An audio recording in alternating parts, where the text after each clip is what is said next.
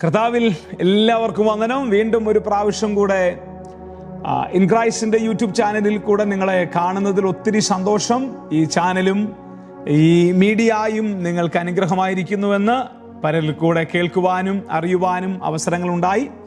ഒരു പ്രധാനപ്പെട്ട ചിന്ത നിങ്ങളുമായിട്ട് ഇന്ന് ഈ സമയം ഞാൻ പങ്കുവെക്കാൻ ആഗ്രഹിക്കുകയാണ്.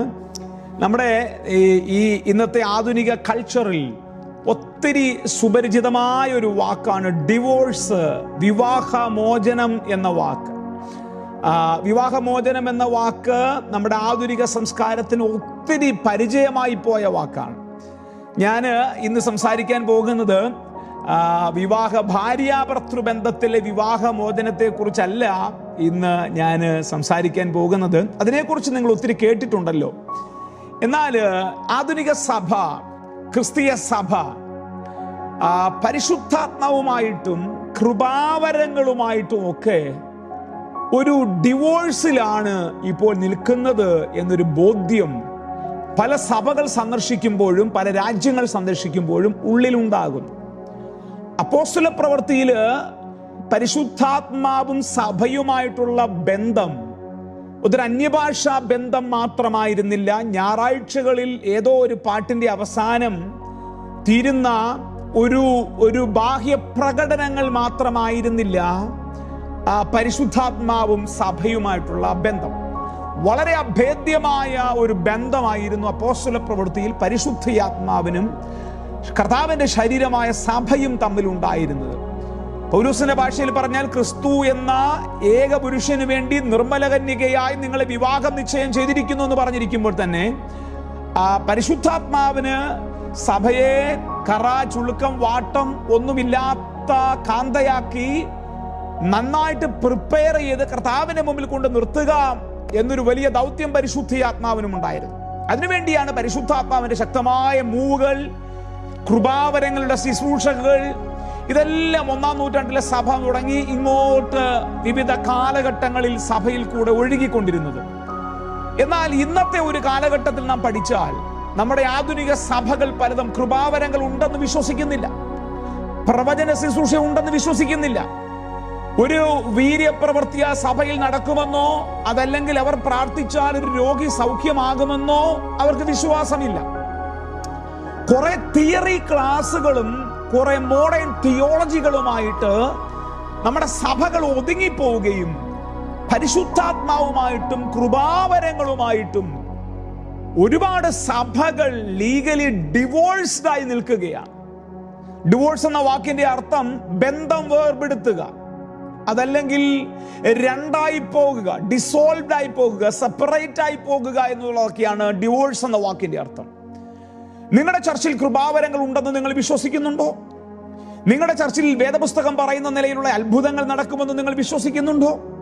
നിങ്ങൾ അതിനെക്കുറിച്ച് പ്രസംഗിക്കാറുണ്ടോ? നിങ്ങൾ പഠിപ്പിക്കാറുണ്ടോ? നിങ്ങളുടെ വിശ്വാസികൾക്ക് അതിനെക്കുറിച്ച് ബോധ്യമുണ്ടോ? ഞാൻ ഈ കഴിഞ്ഞ ദിവസങ്ങൾ ഒരു സഭയെ സന്ദർശിച്ചപ്പോൾ അവിടെയുള്ള ഒരു ദൈവദാസൻ എന്നോട് പറഞ്ഞത്, പാസ്റ്റർ, നിങ്ങൾ ദൈവവചനം പ്രസംഗിച്ചോ, ഞങ്ങൾക്ക് പ്രശ്നങ്ങളില്ല, പക്ഷേ കൃപാവരങ്ങളുടെ ശുശ്രൂഷയിൽ ഞങ്ങൾക്ക് താല്പര്യമില്ല.